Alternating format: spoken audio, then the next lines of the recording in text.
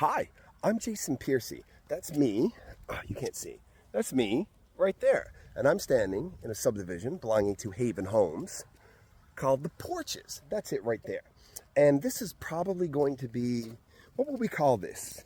I don't know, how to build a house. This is going to evolve into some sort of a mini-series.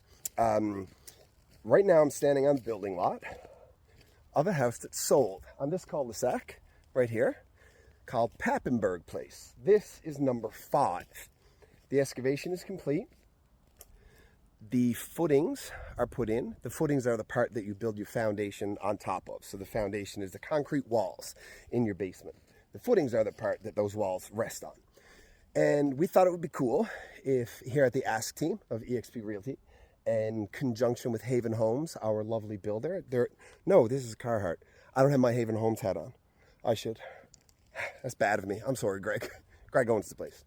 Thought it would be cool to do like a mini series, very ad hoc, very thoughtful, very considerate. We're not like other builders. We're very demure. I know that was like months ago. Anyway, so let's talk about what happens here at this stage.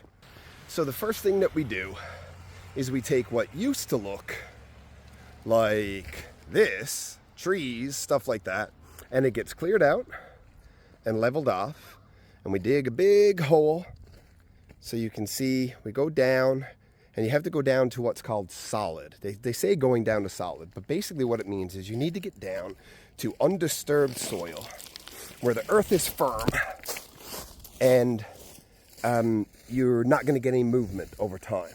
And sometimes if you do that in, say, the winter, you might risk some freeze-thaw cycle and some shifting in the ground. When that happens, what you would do is you'd have an engineered rock pad. So basically what you would do is you'd take rock like this. This is solid bedrock. And it would, now I'm dirty, look. And you'd take rock like that and it would get busted into chunks. And they call it 7-, meaning the size of it. Anything less than 7 inches will go through the screen, and that's what they'll use, and they'll compact that down, and then that will be what you pour your footing on. In this case, it wasn't necessary, both because it's not cold out, and obviously we had to bust rock out in order to put these footings in, so, you know, we don't have an issue with ground movement here. So, this will be a garage. And then this right here, where I'm standing, this will be entering into the front door. Now, the footing is where everything that will support the weight of the house, from the roof right down to the footing, that's where this concrete is, right? So these will be the exterior walls of the garage, the exterior walls of the house, this part in the back that's sort of like just jumped off there.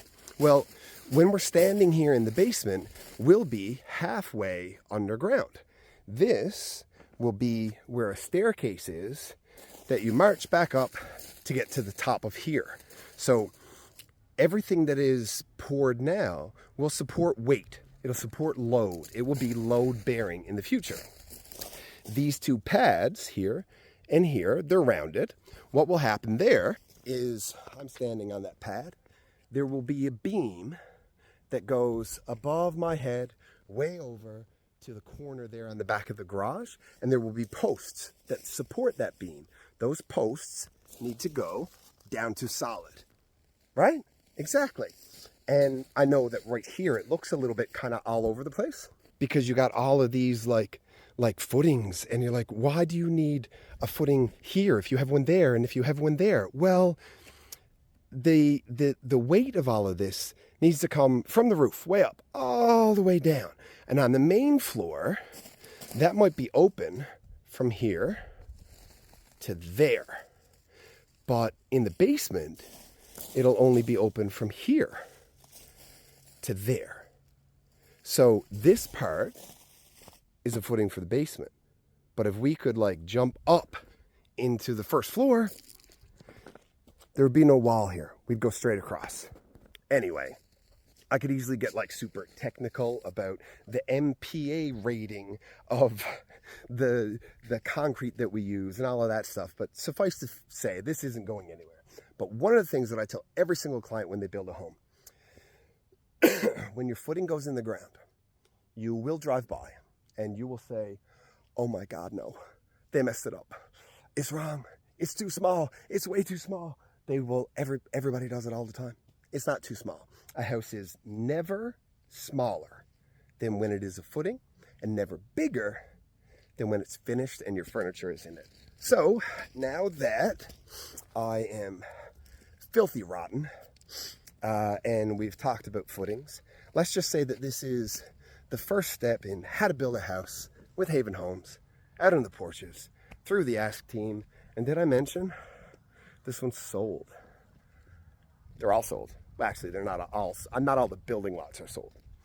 All of the houses under construction are sold. Like this one. That's gonna be Gerald's house. He's a good dude. His wife, Amanda, cute kids.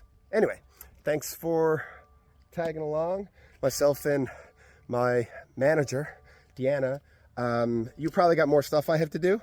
Yeah, okay, she has more stuff I have to do. So I gotta go, and next time we'll talk about maybe foundation, or the foundation wrap. That's a good one. We'll get to that later. Thanks for watching. See you next time.